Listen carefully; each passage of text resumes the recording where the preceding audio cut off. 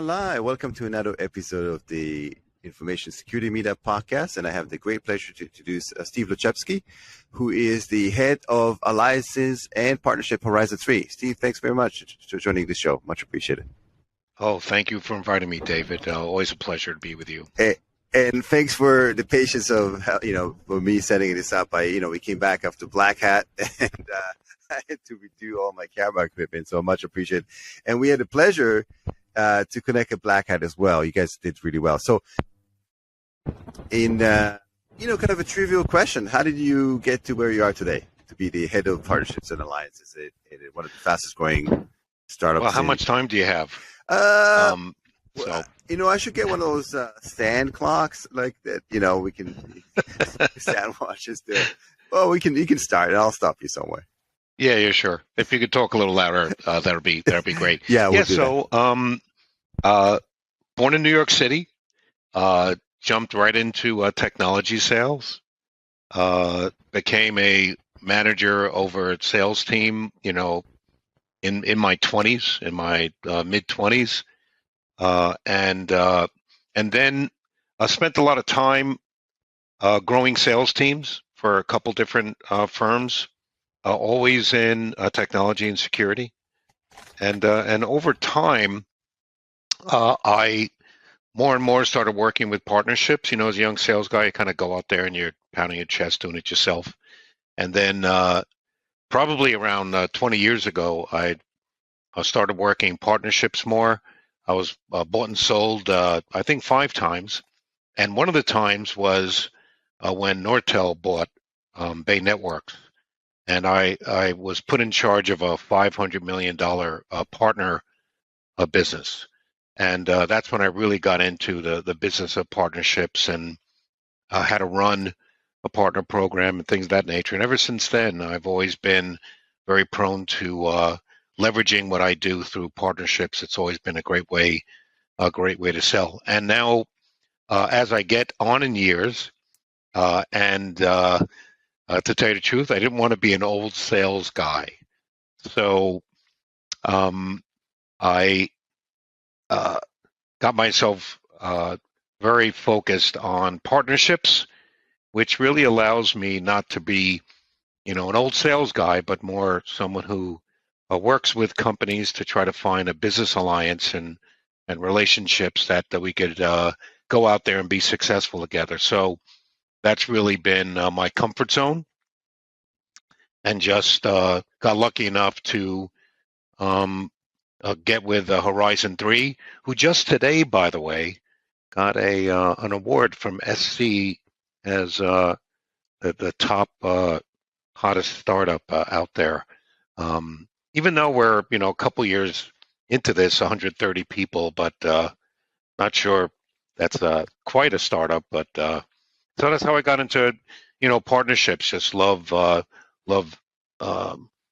working with companies and finding ways in which we can go to market together. That's really my happy zone at this time in my career. And Steve, that's a great intro. And I can tell you that I have to pull the thread on the sweater in a couple different areas. So why don't we start with the 5 times, mergers and acquisition and being bought and so on. So let me ask you this. First of all, it's everyone's dream, right? To get acquired or to get merged and so on. So people see it as the kind of the gold bucket at the end of the rainbow. Right. And what was the experience like, and again, I've been through it myself, and they always tell you, hey, keep doing what you're doing, for 3 months, and then SHTF, after 3 months, and then all of a sudden things completely change. But it's not about me. It's about you. What was your experience like? Yeah. So each one was different, but I kind of had a few good, a few bad. Right. And just what you're saying, that everything is peaches and cream, and everything's going to be wonderful, and we're buying you because we need you, and we need your customer relationships, and so on and so forth. So it all depends. Some companies are really good at buying others up, and some and absorbing new employees, and all some are really good and some are just awful. I remember one time it was when Newbridge bought us, and I walked into the regional VP's office, right, to introduce myself, and he was blowing cigar smoke in my face.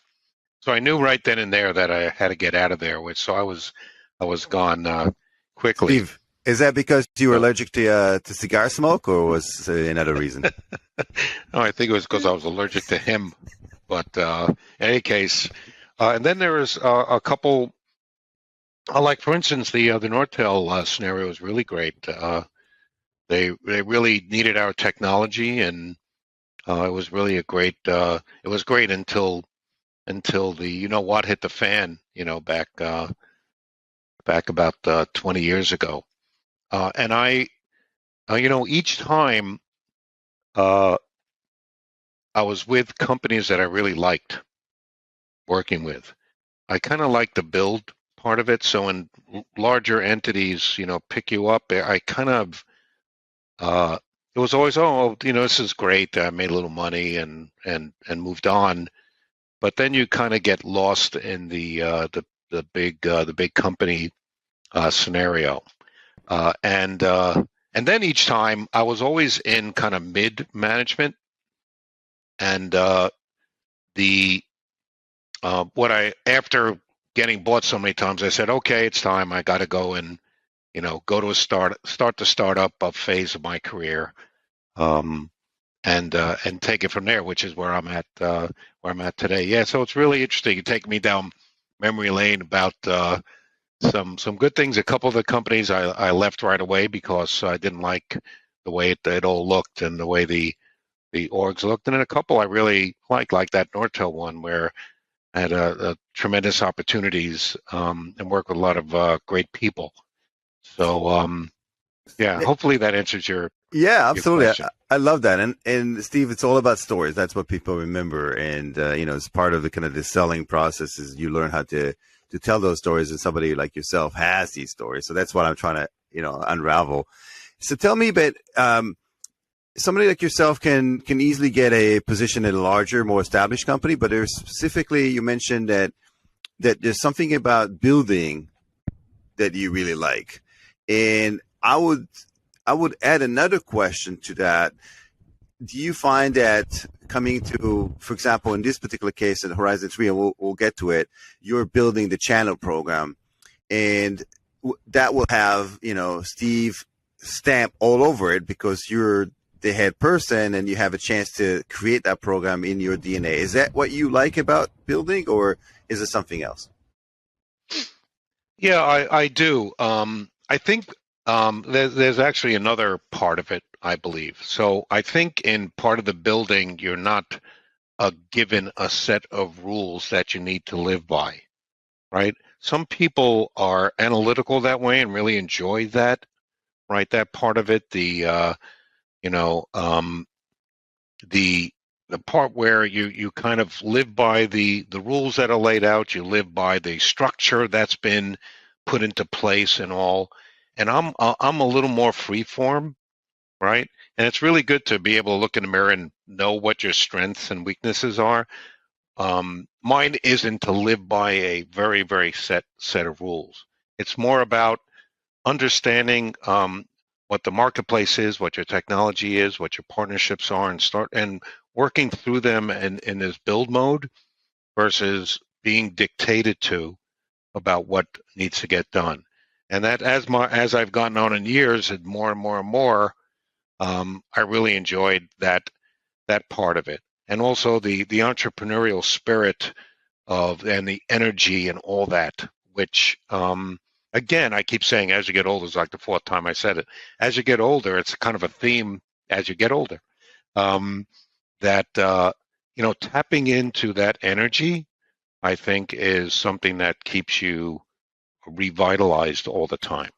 Right, And working with young, exciting, interesting people, as well as really, really successful people that have done it before and really smart, the CEOs of the world, the people that have innovated. So all that is just so exciting. That whole pot of intelligence and the energy, which I really just love, and that's what I've really loved about the startup roles and building those partnerships from scratch.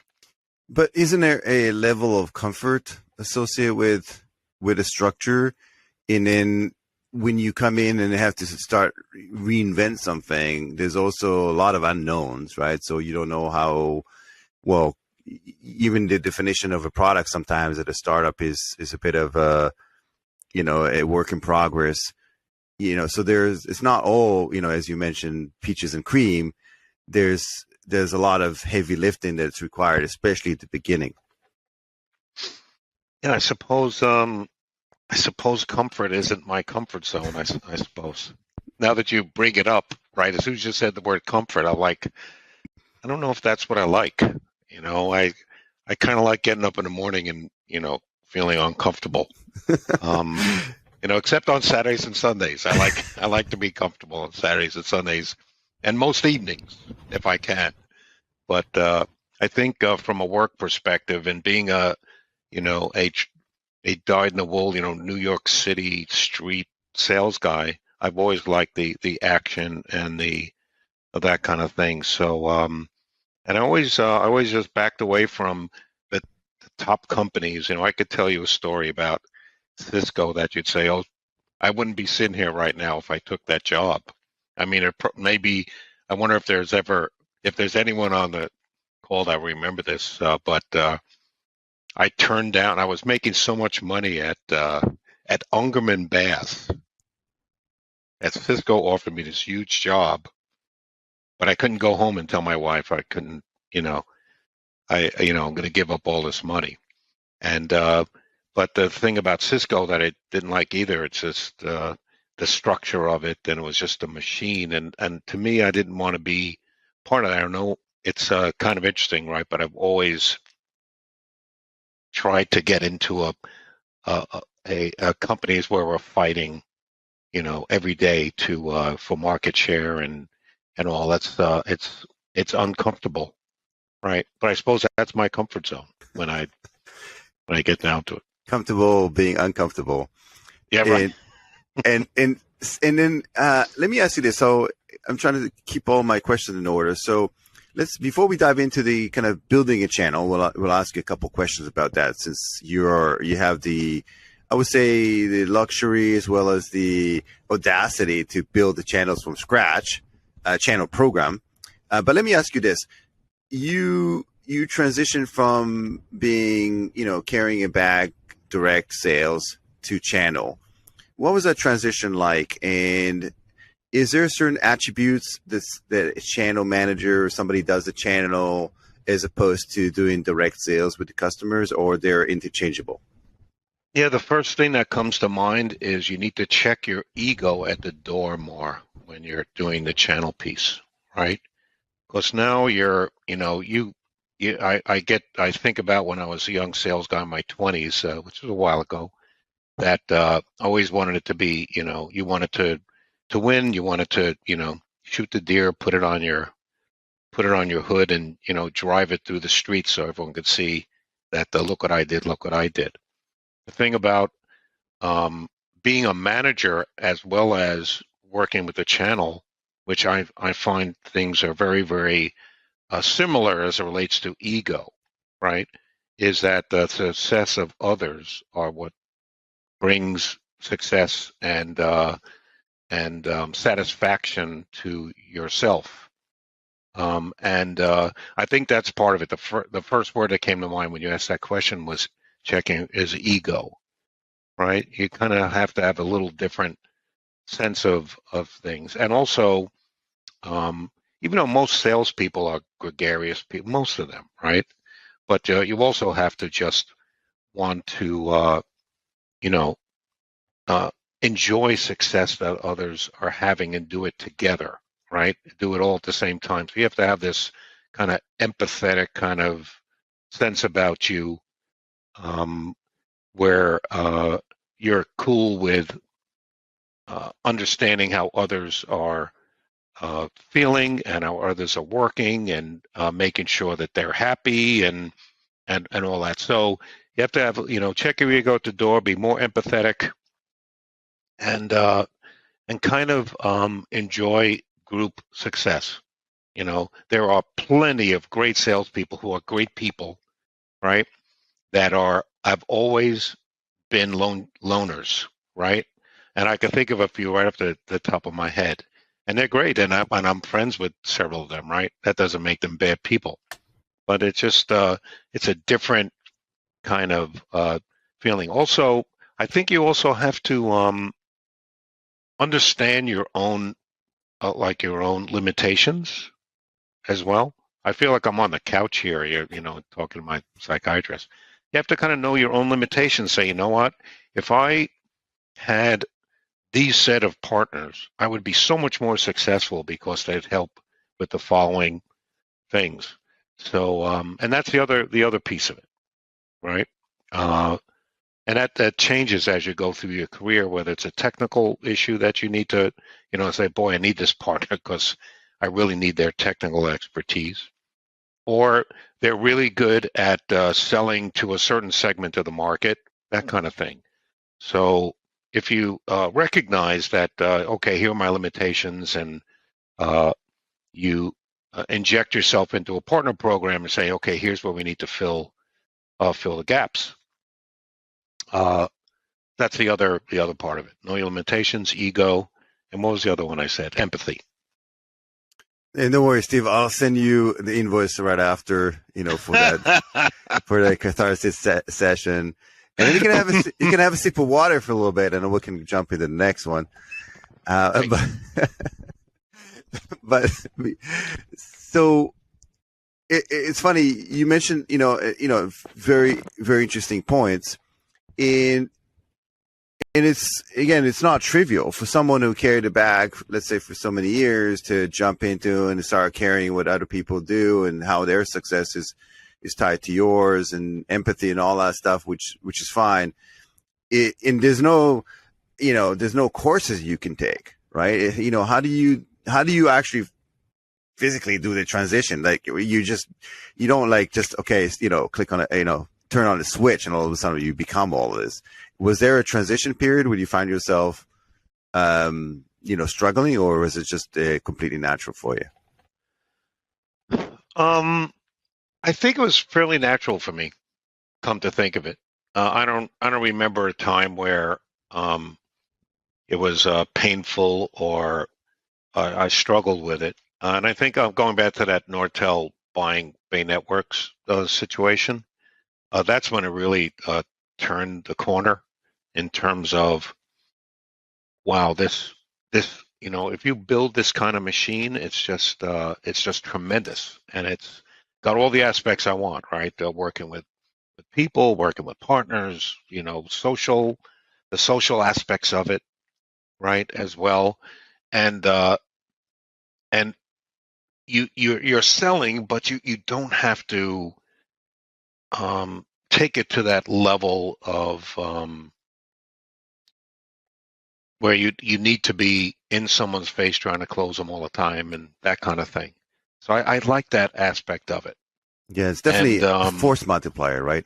I think that's what you. Oh yeah, absolutely, and that's certainly the leverage piece of partnerships is the amazing part that once you find that magic elixir to do that, it's unbelievable. And I know you'll transition to Horizon 3 eventually, but the thing that's different about Horizon 3, it's really interesting from the other ones, is it's very hard to go to a startup, and I've done 4 or 5, I forgot how many, and go right into a partner program, because most partners are catching a wave. They don't make waves, right? And we'll talk about it later, I suppose. We'll let you ask the questions, but instead of me guiding you, is Horizon 3 is just so different from that perspective because of how we do things and the technology and all. Just it's totally different. I mean, we're we're in this startup phase, and the partner stuff is just an explosion. And by the way, you're doing great. It's just completely unscripted, so I don't have an agenda. We're just, I ask questions that I'm curious about, and hopefully it'll be be useful for the viewers as well. But this is a great segue. Let's jump into, how do you build a partner program? I know there's a lot of startups that essentially want to do that, for all the obvious reason we mentioned, force multipliers. In fact, I think that even the economic conditions today lend themselves really well to being a channel partner first.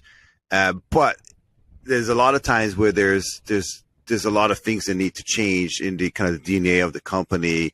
And I'm not going to steal your thunder, but talk to me about how do you move from a direct sales to channel first? What steps need to be taken, and how do you build that from the ground up? Yeah, and the thing that you said from the ground up is really important, because you could go to a company and build a partner program, but the company culture is direct sales. That's a really difficult change, because the real critical thing about building a partner program from the ground up is that you have alignment from the top down. If you don't have alignment from the CEO to the CFO to the CRO to the VPs of sales, then it's a waste of time, because you're fighting uphill all the time, and you're going to have a lot more channel conflict, and that the things that you're preaching about wanting to be a partner with these companies, the way people act is going to be, it's going to make it so that you can't, it's going to be a lie that you're telling them. So I'm kind of giving you the negative part of that, which is that you need to have the environment that's really open to this from the top down. And it's really, really important, again, and this is kind of like, is do it beginning, you started out in an unstructured fashion, because you need to figure it out. You need to figure out what works. You need to figure out what the partners' business models are for this kind of thing. You need to find out how long it's going to take them to really get financial benefit from your solution. You need to figure out how long it's going to take them to get the technical aspects of it figured out, so that it's a part of their machine as well. So that's what part of the build is. And I can think of a couple startups where that was really, really difficult, because, again, channel partners typically aren't sitting there saying, okay, I want to spend the next 1 year evangelizing the solution, right? They typically want to go in and consult with clients about what they could do now to help them to in their IT infrastructures, and in this case cyber, which I've been involved with for many, many years. So you have to do that, and then you have to put in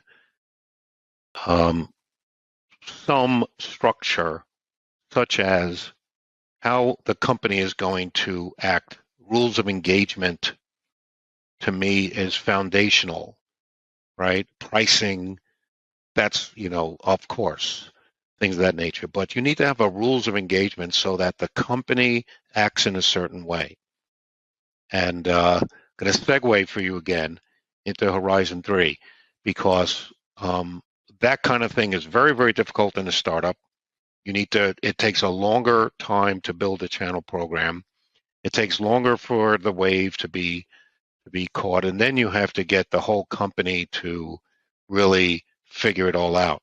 In our company, the great thing about it is that from the CEO on down, we're going to do this with channels. So I don't know if I should name names or not, but you have someone like Bob Corente, who was instrumental, our CRO, in building the SentinelOne partner program. And I used to be a SentinelOne partner in my previous company from Horizon 3, and I was just amazed about what a great partner program was. So lo and behold, Bob Corente joins Horizon 3 the week after I did. I always kid him that I hired him, but I did not. The week after I did, and set the stage the day one that we're going to go partner. And it's from the top down. That's how we're going to go. So I have like no conflict. 99.9% of the time, I have no conflict within the company about how we're going to go to market. And that's so important. I can't tell you. It took me all these years to find this perfect blend of technology, startup, the energy, and the partner program. And the other thing is our solution. I'm not into sales modes here, but it's really good because most of the time companies use our type of technology using channel partners, right?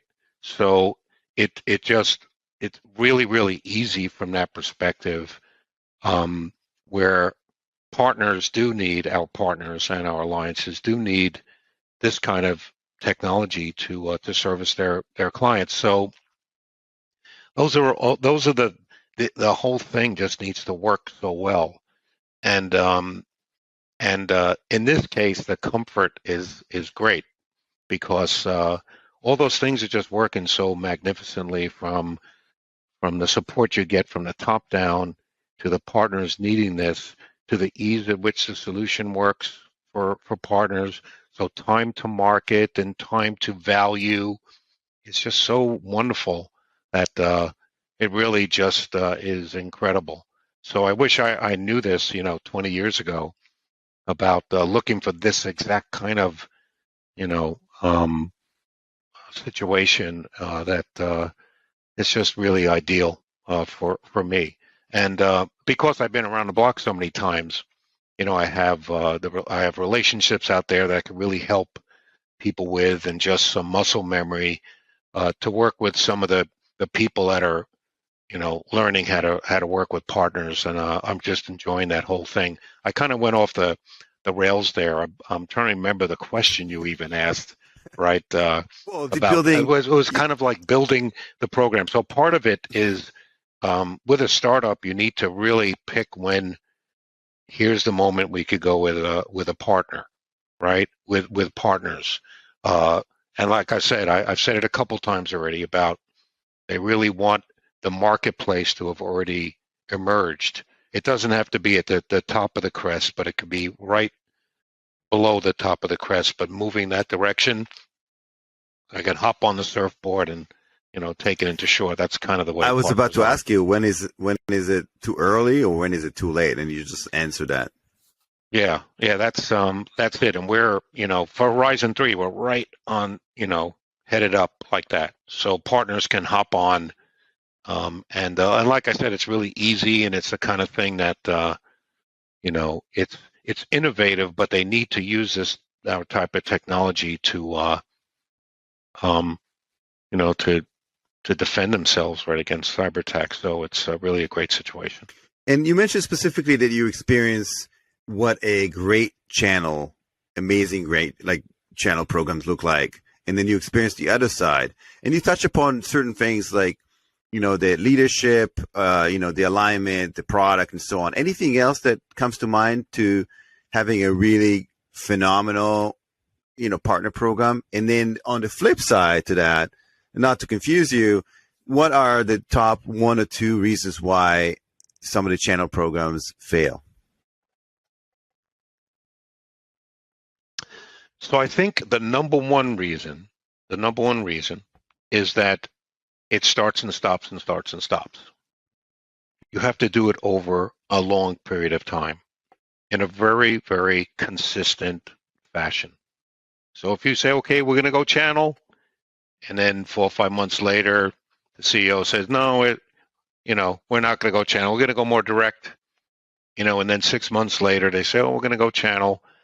You're done. From that perspective, that program will never Steve, take off. I've personally experienced something like that, and I can tell you're absolutely right. You confuse the hell out of the partners, and it's like building trust, right? You don't need a lot to break it. It's very hard and tedious to build one, but once you do something a little, once they find out that you somehow decided to move away and they find out you're selling now direct, you're done, right? So there's not a lot of room for wiggle there. So I like the Sentinel One scenario. Sorry to interrupt you, but the Sentinel One scenario, and even though my boss used to be the guy over there, I'm not buttering him up, but I was a fairly early partner, and where their program was taking off, and over like a 3-year period, it didn't waver. It was just straight ahead, and it was great doing that kind of business. And so that's the first thing I think of is in my history where it's starting and stopping. And then the other one is choosing when to do it, right? When you're a startup, typically you got to build your customer base. So at Horizon 3, our first year, even though there was some partners right before me that jumped on, the main thing was getting a whole bunch of customers, 30, 40 new customers using it, right? And you don't need to do that through partners, but that doesn't mean that your long-term strategy is direct. That's a short-term strategy to get your product out there. But once you see it out there and make that decision, it needs to be dedicated, it needs to be consistent, and needs to be from the top down. Those are the things that just come to mind. But you need to choose the right time to do it. After you've proven it out in the marketplace and you have the credibility out there, the technology, it's all ready, right? And that's an interesting one too, is that part of that being not too early is that the product is really cooking. It's really running, right? And it's easy for the partner to hop on the bandwagon and go. Because if they're part of it being a mess, then they're in front of their customers, it'll be a mess, and then that's a problem too. So the timing of when you do it as a startup, that is really critical too. And Horizon 3, I might as well go to the sales pitch there. When I came aboard in October, it had already been running in like 20 or 30 accounts. And now we've, 5 times that number of accounts now, and 70 partners. Wow. I like it. Right. You sprinkle a little Horizon 3 on our sprinkled it. I sprinkled it in there. and they also have to understand that if you're also getting into the international and federal markets, that's natural partnership. You have to do partnerships there. So if you want to get into those markets, you better have your company alignment down, right? Across the globe, in my opinion. So, and in this case, that's the case too with us with federal and international investments we're making there, natural channel programs. So, again, not everything is peaches and cream. There's certain issues, not issues, but I would say things that come up when you building a channel program. Things that come to mind, for example, is some people view the channel as being lazy, not being useful, just, all of the above. That's number one. Number two, sometimes, more often than not, you're like kind of the ugly sibling, as a channel, and everybody wants to deal with the manufacturers because you have all the knowledge, you have all the tools, you have the product, you're the product owner, and so nobody wants to deal with the channel. Let's touch upon these two. What's your take on that? What I just said? Well, I have to be careful here because I have channel partners maybe watching this, but they come in all different. We can have Steve. We can have a separate one where you obfuscate you or pixelate you, and then so nobody knows you. We can talk in general terms. I'm always a glass half full guy, by the way, just so you know. It's not half empty. And they come in all different shapes and sizes. For instance, we're in the AWS marketplace. That's an alliance of ours, right? We run up at AWS. So they're not lazy. They're not sitting around unbelievably successful. And they're going to help us so much in terms of our growth projections and all, right? So, but just like in any, just like with salespeople, right? That when you think about it, not every salesperson, usually it's the kind of the 80-20 rule. You're doing 80% of your business with 20% of your partners, right? Some of them are strategic, some are tactical. Some need you on occasion, and some need you all the time, right? So you need to have that mix. So we have a bunch of partners that will do 1 or 2 deals with us a year, right? And they're happy with that, and that's fine. And then we'll have some partners that every week they're selling something, and so does that mean the other guys are lazy? No, but then you have to really pick your spots and say, this partner is going to be, oh, where'd you go?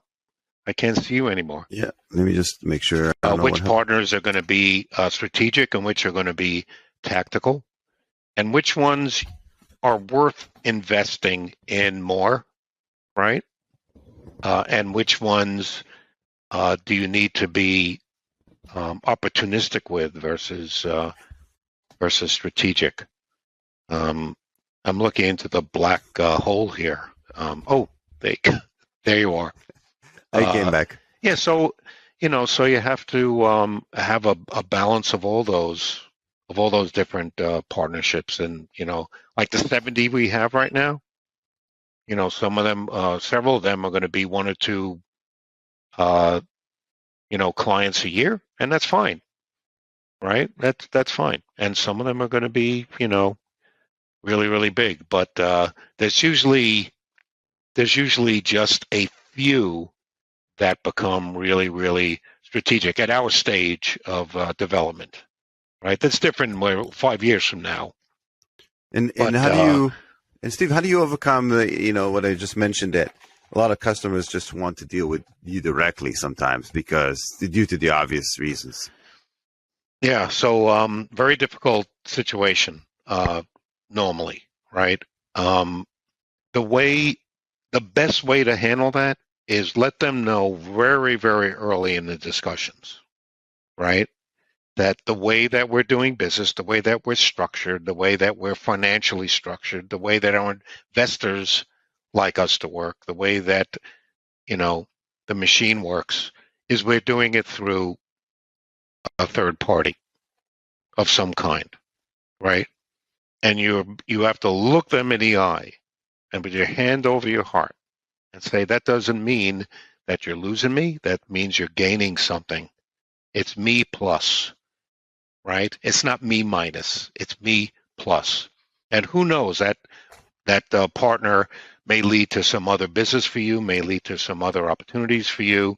That's a good thing. That doesn't mean you lose me. As a matter of fact, with Horizon 3, that where the software resides is where you take care of them. So that a channel partner may end up just doing the transaction, and the partner, our customer success team, works with that customer. But you just do it up front, do it early, be honest with them, and just say that's your business model. Now, as a startup, that's why we're not 100% partner. We're like 99-ish %, right? Every so often, a company will come to you and, some strategic big company and say, listen, this is the way we're going to do it, or, get out of here. And sometimes you just have to do it. So. Yeah. And what about the time it takes, right? Because as a startup, you mentioned specifically, you got to move fast, right? So it's all about the next quarter, the next round of funding, and so on. And a lot of times, the investment it takes to ramp up a channel conflicts with that. Any thoughts about that? I don't know. I in this case, I don't think. Or the case I'm in right now, I don't think that's a roadblock. I think,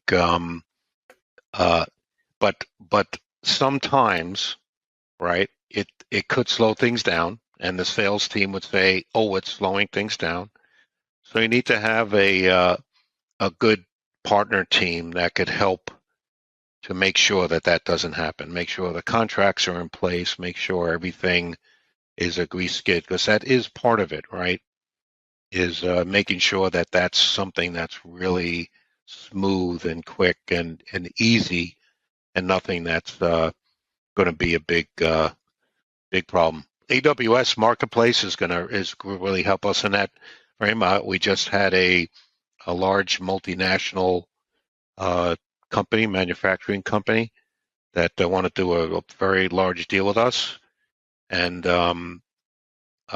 AWS is our partner, and they did it through the marketplace, and it made it quicker and easier. So it's both sides of the story, but the point you're making is valid. You just have to have all the things in place to make sure that the customer doesn't have to go through a mess or more time and all. So. And Steve, you're doing great. All these conversations are like completely unscripted, and you do not have the list of From questions. Me too. Yeah, absolutely. I'm still on the couch here, wondering about my life. While you're talking. MSSPs and MSPs are the fastest growing segments of the kind of the services reseller market. And they have a unique requirements. All they care about is the monthly recurring revenue, and they want the ability to turn it on and off to the customer. A lot of times they don't want to make the investment up front. They want to kind of like, pay as you go. How did you align yourself to that? Again, it's just kind of I like to uncover some of the challenges and how you as a channel professional overcome some of those. Yeah, if I could get back to the current scenario, it's a great question. And because our technology is fairly new in the marketplace, no pun intended, that the MSPs and MSSPs need some time to ramp up their business as it relates to this. Traditionally, pen testing is done, one at a time and not as a service. That's a burgeoning market for MSPs and MSSPs. So, but to say, okay, I really like that technology, I'm going to adopt it. From day one, it's going to take them months to ramp it up, right? They have to go out and build the model inside their infrastructure. They need to go to their clients and start building up a backlog and start deploying it.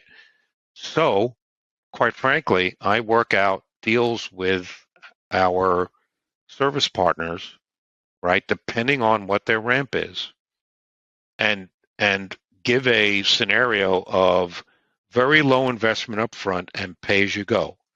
So your success is my success, right? And that's been working out very, very well, that kind of approach, because these are brand new recurring revenues for these companies. So they're very into it, and they see the time to value so quick, and it's so easy to deploy. So in this case, I love the question, Dave, because I can think of like 4 meetings I had last week, where I had to go through this, right? Where the MSSP's done the testing, and they saw this thing and they said, this thing is so good, I want to do it, but I need some time. So we'll invest the time and effort to train them. We have a new certification program.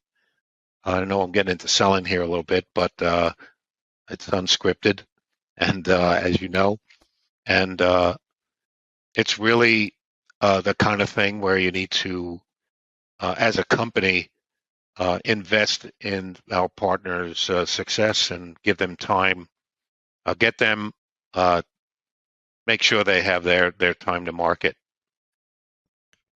So super interesting pieces on the channel program and what MSSPs and MSP care about. And as you mentioned, it's all about making it easier for them to get to revenue and all the pieces. But again, it's something give them some time, give them some runway, right, and not overburden them financially up front, but look, take the longer view, right? And grow with them. And I find that that's the best way to work with these companies. So what's next for the channel program specifically for Horizon 3? You came a long way. I guess I'm assuming you have the kind of world dominance program in place or plan. Maybe you can give me some ideas of where that's going. Yeah. So as I mentioned, especially with the AWS Marketplace piece, and that's huge. That's been a real. I was going to use the word blessing, but that's a little bit too mushy. But it's really been amazing being part of building that, right, and showing and working with AWS and the field and all the things about that you just see how unbelievable it is. And because we run up in the AWS cloud, and because cyber is so important, and things like Google buying Mandiant, putting that extra special cyber focus, it's really just been amazing to be part of that whole process. But the next thing for us is as I've built my team out of real, great veterans of partners and all, just a tremendous team, great people, is going to the next level of the larger partners and working through that. And that's kind of the phase we're in right now, right? Is we have people out in the field working with partners all the time. Then there's a few partners that, and typically, David, it's you don't get those kind of partnerships early on in your company's career, but because of this, all the other things I told you about the company technology and all, we're about to get involved with a few really, really large companies, and on the precipice of contracts in hand, and on the precipice of really exploding. And those are company makers. Everything I just told you about, those make companies and make greatness and make success. So that's our next step, and it's right as I'm getting goosebumps talking about it. We're right there, and it's happening now. It's execution time, right? With those big guys, right? So. And enterprise sales is changing, right? So the buy behavior, the demographics are changing. Kind of my last question is in terms of, how do you then adapt to that as well? Because again, we're channel sales is not the same today as it was 5 years ago, not even 2 years ago, I don't think. How are you as a person who's a leader, adapting to that, is looking into the future to make sure that you're on point? Yeah, it's a great question, and I didn't say enterprise too much because we've been talking more about the channel program, but those kind of partners we've been that are emerging for us are really our keys to getting to the larger enterprise. There are some things that we've developed internally to allow us to do that. Like the product is unbelievably scalable. Right, very, very flexible from that standpoint. That'll help us as we go upstream. Even though I still think our sweet spot is still in the mid-tier of the marketplace, where the skill sets aren't as prevalent as it is in the enterprise, where you may have 20 pen testers on staff, where you have a mid-sized company with 0. And their need for an MSSP or a service partner to do this kind of thing is great. So, yeah, I think getting with the larger partners will help us big time in the enterprise. We're building a team of enterprise salespeople as well as we speak. We've had some great successes with some great names already that are over the moon about the solution and are referenceable. and that's critical too. Having that as well. And the enterprise accounts will have a little bit of a tendency to, on occasion, to want to do it themselves. So have this they have the skill set in house to just bring our solution on and run it. I don't know if I'm answering your question very adroitly, but it's the way I see it is I see several new enterprise accounts coming on board.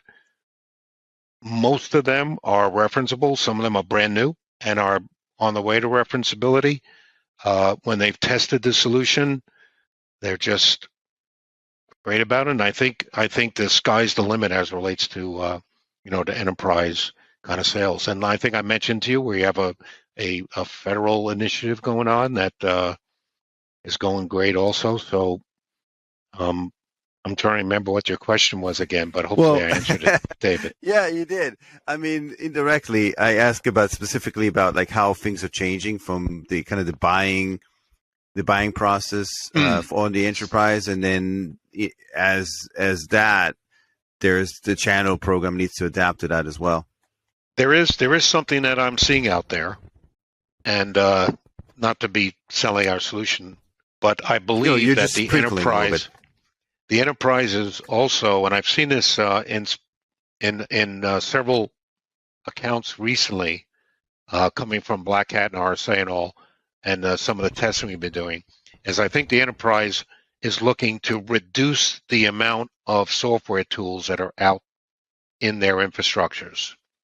And it's a way to simplify things and also save money, right? We could help in that environment too. We actually have had a couple of very, very large clients come on board using our solution actually to vet their infrastructure tools that they're using today. So if you go out there and you attack those tools and they're not doing a real good job, what do you need them for? So I'm seeing that also, right? Because that reduces complexity and that reduces cost, and I see that especially with the what looks like somewhat of a recession coming. If you want to listen to everybody, that's the case, even though I don't see that in the cyber world. But certainly that's an interesting one that's coming up, is trying to reduce complexity, but still keep the defenses up. I'm seeing that a lot recently. Absolutely, Steve, and I love the conversation. I hope you feel a little bit better. I'll have my assistant schedule the next therapy session. Yes, I feel great, but I'm getting up off the couch now. That was great. It was very therapeutic. I feel like a weight has been lifted off my body talking to you, Dave. Yeah, me email. I was the first Steve in the company, so it's steve@horizon3.ai, and that's a great way, or just hop on the website. So, and love to engage in discussions. And thank you, David, for the time. And I just feel so much better. It's been a pleasure, and I can't wait to see you in New York so we can continue our conversation in private. Sounds good, David. Take care. See you. See you.